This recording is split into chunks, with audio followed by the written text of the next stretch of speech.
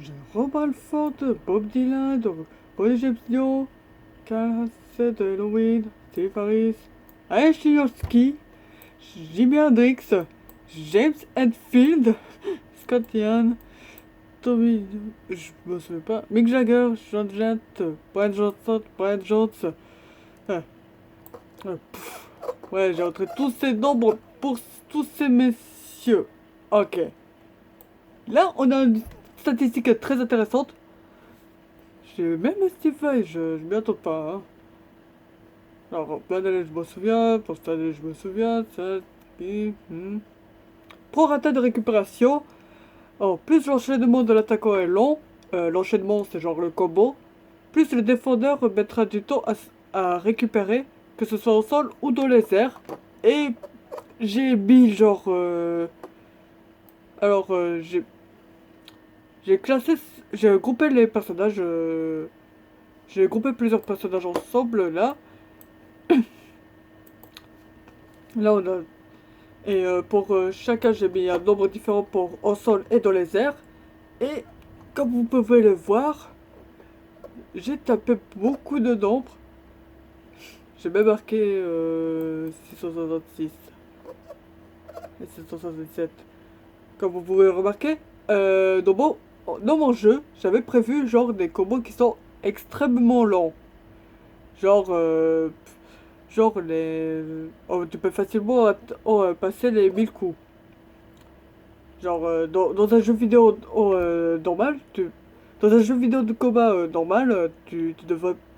c'est extrêmement rare que tu atteins les 100 coups. Et j'ai pensé que 13 000 coups... 13 000 coups. Que 1300 coups, c'est pas excessif du tout. Deuxième chapitre, enfin. Vitalité, garde, ténacité et provocation. Déjà, la vitalité, chaque personnage possède sa propre jauge de vitalité au haut de l'écran, classique. Lorsqu'elle est pleine, elle prend une couleur bleue. Lorsque vous avez au moins les 3 quarts de votre vie, elle devient verte. À partir de la moitié, elle devient jaune. Et vers un quart, elle devient orange.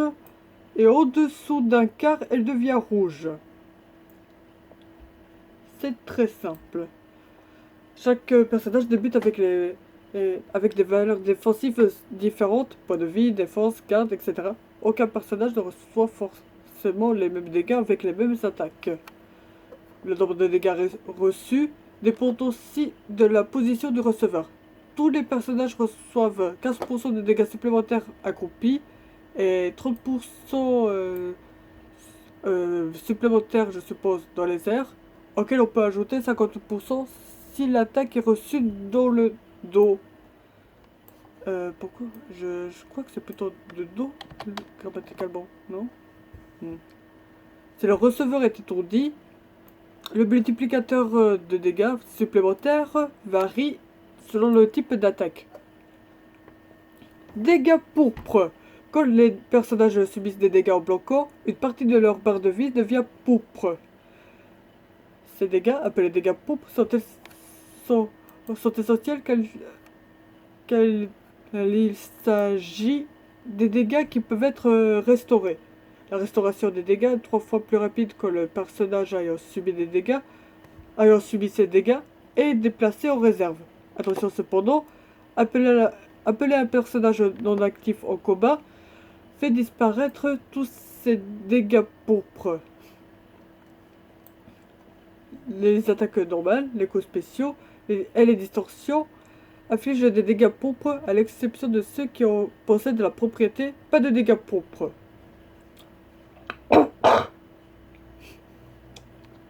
Les dégâts pourpres ne comptent pas pour de la vie actuelle. Cela signifie que s'il ne vous reste plus de vie actuelle, votre personnage est en défait, même s'il lui reste des dégâts pourpres à restaurer. Défense, valeur de camp et valeur défensive d'Overdrive. Ça, c'est un truc que j'ai pris de Guilty Gear.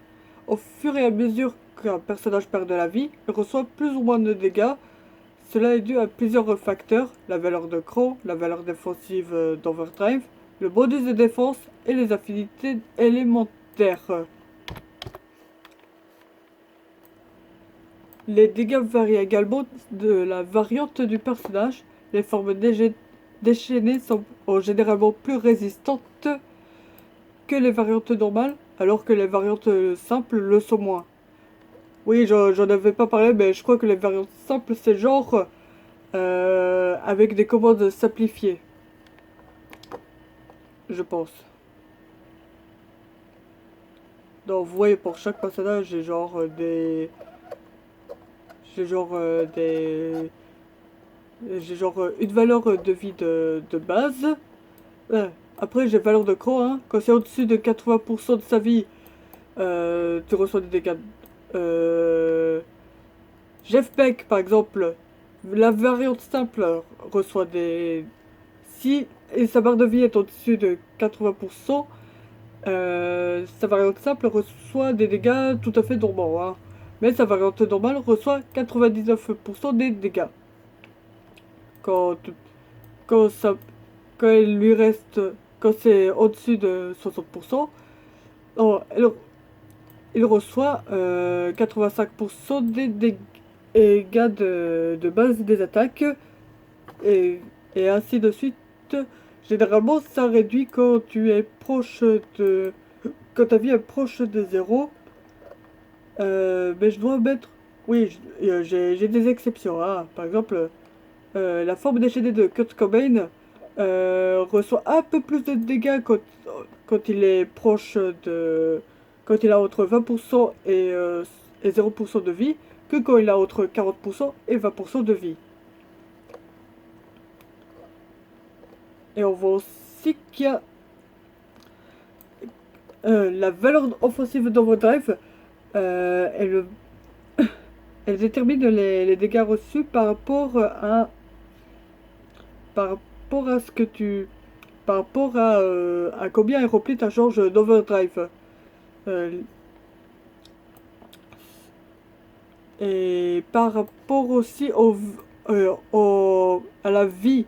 Tiens, là par exemple, reprenons Jeff Beck. Si sa jauge d'Overdrive est en dessous de 25% et sa vitalité est en dessous ou de 70, est entre 70% et 10%, ça, il, re- il reçoit il reçoit bien plus de dégâts, hein, 34% de dégâts de plus dans sa variante normale. Mais si sa barre de vie est au-dessus de 10%, je vais mettre ça pour clarifier. Si sa barre de vie est au-dessous de 10%, il reçoit des dégâts normaux. Et c'est pareil si la charge d'Overdrive est entre 25 et 50%, et si elle est au-dessus de 50%. Hein. Avoir une charge d'Overdrive pleine, ça permet de recevoir moins de dégâts. Et si elle est complètement remplie, t'as un multiplicateur supplémentaire. Le multiplicateur, il varie si la ténacité est au-dessus ou au-dessous de 50%. Hein. Si c'est au-dessous, on voit que vous recevez un peu moins de dégâts. Ah, et aussi en bonus de défense, il y a des attaques hein, qui ont des attributs comme corps à corps si c'est genre des coups de physique, genre coups de poing, et arme à feu si c'est genre un pistolet. Oui, parce que certains personnages ont des pistolets. T'as des personnages qui reçoivent plus de dégâts d'armes à feu que d'autres, et des personnages qui sont plus vulnérables en corps à corps que d'autres. Et j'ai passé énormément de temps sur ce bordel. Affinité élémentaire. Les attaques ayant un ou plusieurs éléments affichent de quantités de dégâts différentes selon les personnages. Les dégâts de certains éléments varient selon la vitalité du receveur. Les dégâts d'éléments cœur ignorent la résistance si l'adversaire a moins de 5% de ses PV. Oui, alors pour chaque attaque, j'ai mis des éléments genre psychique. Là, c'est 50% de vie. Donc, à 50% de... Donc, si je prend genre Jean de Bon Jovi et il reçoit une attaque physique qui est purement physique, une attaque de type psychique. Si sa barre de vie est au-dessus de 50%, il reçoit des dégâts normaux. Si c'est entre 50% et 25%, il reçoit 98% des dégâts. Et si c'est entre 25% et 0%, il reçoit genre 3% de dégâts de plus que s'il avait une barre de vie complètement remplie. J'ai plusieurs éléments, hein. J'ai psychique, j'ai ki, j'ai feu, j'ai glace, j'ai foudre, j'ai eau, j'ai terre, j'ai plante, j'ai vent, j'ai papier. Je sais plus trop c'est quoi papier, je crois que c'est genre... Attends, pourquoi j'ai le mot papier? Est-ce que c'est genre un personnage qui balance des livres? Ou est-ce que c'est genre... Ou est-ce que c'est genre un personnage qui utilise des feuilles? Ouais, je crois que Yoshiki Hayashi, à ma connaissance, il invoque des pétales de fleurs et ça te fait des coupes. Un peu comme quand tu te coupes en feuilletant une page. Attends, je suis un 6, 7, 8, 9, 10. J'ai aussi lumière, j'ai aussi ténèbres, j'ai poison, j'ai cœur. Oui, le pouvoir de l'amour est un élément. J'ai esprit. Je crois que c'est le truc un peu fantomesque. J'ai Ether. J'ai métal. J'ai son et le son. J'ai le sang et le son. Bon, ça fait genre 19 éléments. Et j'ai pas complètement complété ce tableau. J'ai passé énormément de temps à taper sur ce bordel, hein. Ensuite, dégâts reçus par la garde. En utilisant la garde, vous recevrez une portion des dégâts des coups reçus. La super garde permet de réduire les dégâts infligés par toi et de se récupérer un peu plus vite. Oui, alors pour chaque personnage, selon leur vitalité, leur garde leur permet d'encaisser plus ou moins bien certaines attaques, hein. Enfin, certaines attaques. Toutes les gardes ne sont pas créées équitablement, hein. T'en as qui reçoivent beaucoup moins de dégâts en gardant que d'autres. Par exemple, Gact et Alice Cooper, ils reçoivent un huitième des dégâts s'ils font la garde, alors que Bob Dylan, par exemple, il reçoit 2/5.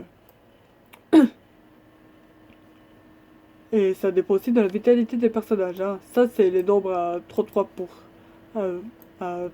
quand t'as un peu plus de... Quand t'as plus de 33% des PV, hein.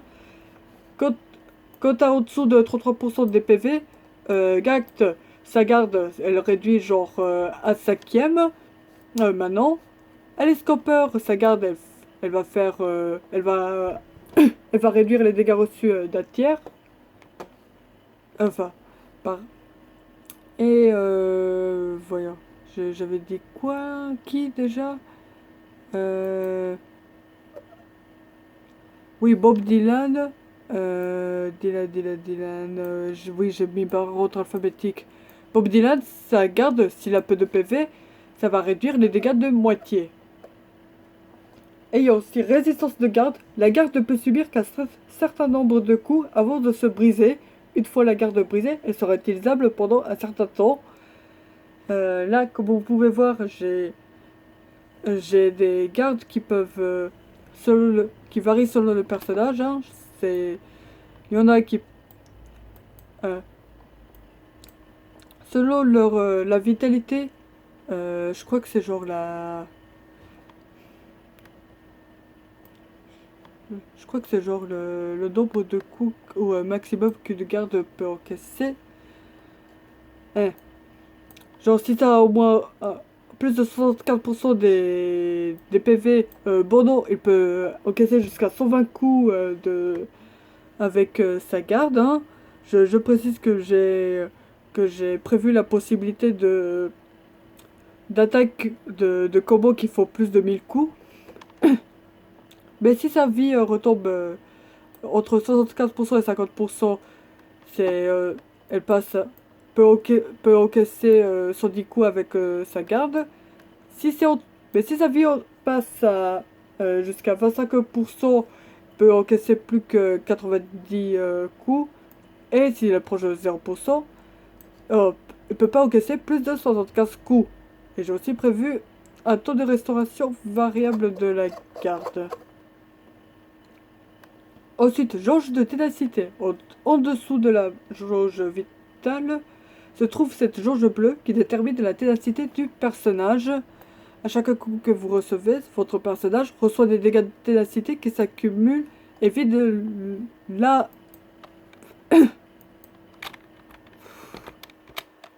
jauge.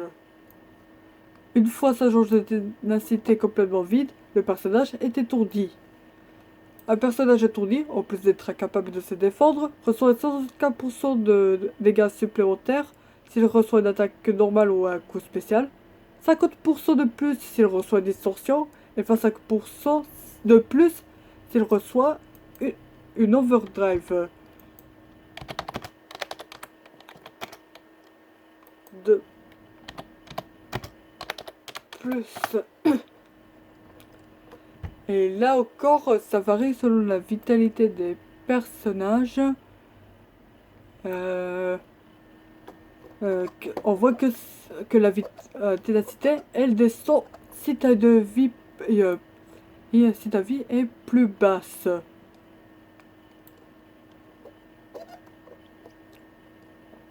Ensuite, par exemple, je prends David Bowie. Quand il a toute sa vie, il commence avec 975 de ténacité. Quand ça mais quand sa vie baisse entre 70% et 40%, sa ténacité passe à 950. Et s'il a entre 40 et 20% de sa vie, ça descend à 900. Et et s'il est proche d'être KO, ça passe à 850. Donc ça descend quand ta vie est plus basse. Temps d'étourdissement. Chaque fois qu'un personnage est étourdi, le temps d'étourdissement de base varie aléatoirement entre 4, 6 et 8 secondes si la vitalité est au moins aux 2 tiers, et entre 5, 7 et 9 secondes si la vitalité est en dessous. Matraquer le bouton et agiter le stick permettent de réduire ce temps. Oui, j'ai pensé à ça aussi.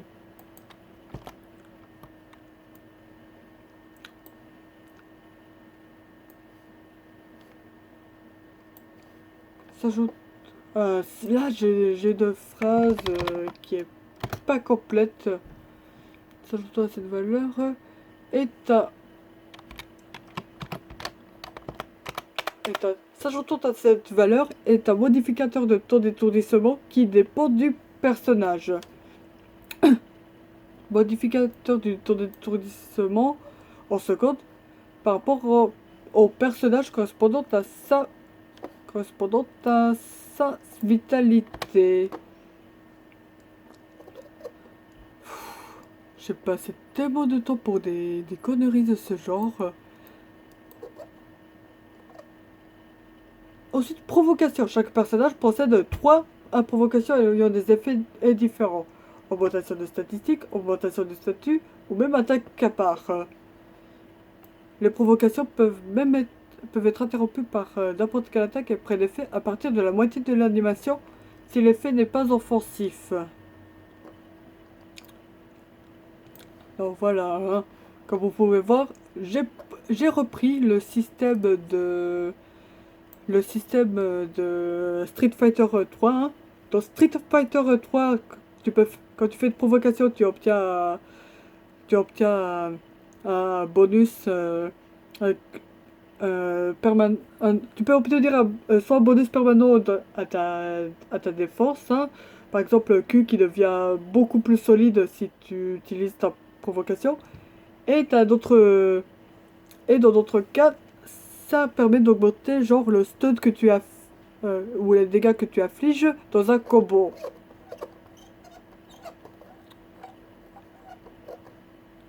C'est même pas complet. Effet d'attaque et altération. Chapitre 3. Les propriétés d'attaque. De nombreux coups spéciaux, distorsion et, et overdrive possèdent des propriétés d'attaque. Il s'agit des effets additionnels de ces attaques. Certaines attaques peuvent être exécutées au sol ou dans les airs. Certaines attaques pouvant être exécutées au sol ou dans les airs possèdent souvent les notions version sol et version dans les airs. Ces notions, marquées juste après les dégâts ou le nom de la propriété, indiquent des dégâts ou de propriétés d'attaque exclusives à la version terrestre ou aérienne de l'attaque. J'ai sol uniquement ne peut être utilisé qu'au sol, air uniquement ne peut être utilisé que dans les airs. Absorption, jauge de distorsion faible. Là, on peut voir que j'ai divisé en coup spécial EX, distorsion EX et overdrive. Hein. Oui, comme dans Street Fighter 4 par exemple, j'ai pensé à des coups EX. Hein. Des coups spéciaux que tu peux améliorer en consommant un peu de ta barre. Donc absorption, jauge de distorsion faible et forte. Absorbe une partie de la distorsion de l'adversaire. Aide correspond au nombre d'unités de jauge de distorsion absorbées à l'adversaire. Le nombre d'unités de jauge reçues est égal à une partie du nombre d'unités absorbées. Hein. On voit qu'un coup spécial, ça absorbe moins qu'un coup spécial EX qui absorbe un peu moins que distorsion, qui absorbe un peu moins que distorsion EX, qui absorbe moins qu'une overdrive. Voilà. Et t'as la même chose pour absorption, jauge de distorsion forte. Hein. Là, c'est pour des attaques qui absorbent un peu plus de la barre. Ensuite, j'ai absorption jauge d'overdrive. Absorbe une partie de la jauge d'overdrive de l'adversaire. Aide correspond au nombre d'unités de jauge d'overdrive absorbées à l'adversaire.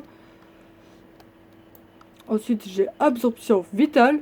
Absorbe une partie des PV de l'adversaire. Alors, j'ai deux pourcentages. P1 qui correspond au pourcentage de PV infligé à l'adversaire qui seront absorbés. Et P2 qui correspondent au pourcentage de PV restauré. Ensuite, j'ai OTR. Si l'adversaire est touché par cette attaque alors qu'il est dans les airs, il retombe brutalement au sol. J'ai brise armure. Hein. Cette attaque brise la garde de l'adversaire. Si l'adversaire a utilisé sa garde contre cette attaque, les dégâts du premier coup infligé ignoreront la réduction des dégâts et seront multipliés par 1,1. Si l'attaque possède également la propriété super brise armure, oui, l'attaque peut avoir à la fois la propriété brise armure et la propriété super brise armure, les effets seront combinés. Et on voit qu'encore une fois, ça devient un peu plus puissant si tu utilises genre une distorsion EX ou d'overdrive qu'une distorsion tout court. Ensuite, j'ai briseur d'enchaînement. L'enchaînement de l'adversaire peut être brisé avec cette attaque si l'atteint nombre est de 2 coups. Genre, disons que le nombre là, c'est 500. C'est 300. 300. Ça veut dire que si l'adversaire a fait un enchaînement de 200 coups, tu peux pas utiliser cette capacité pour briser l'enchaînement. Mais s'il commence à faire 300 coups, tu peux briser l'enchaînement en utilisant cette attaque. J'ai changement de personnage forcé adverse. Force l'adversaire à changer sa place avec le personnage suivant de son équipe après avoir reçu le dernier coup de l'attaque s'il fait équipe avec au moins un personnage. Et j'ai la même chose allié quand ça force l'utilisateur à changer sa place avec le personnage suivant.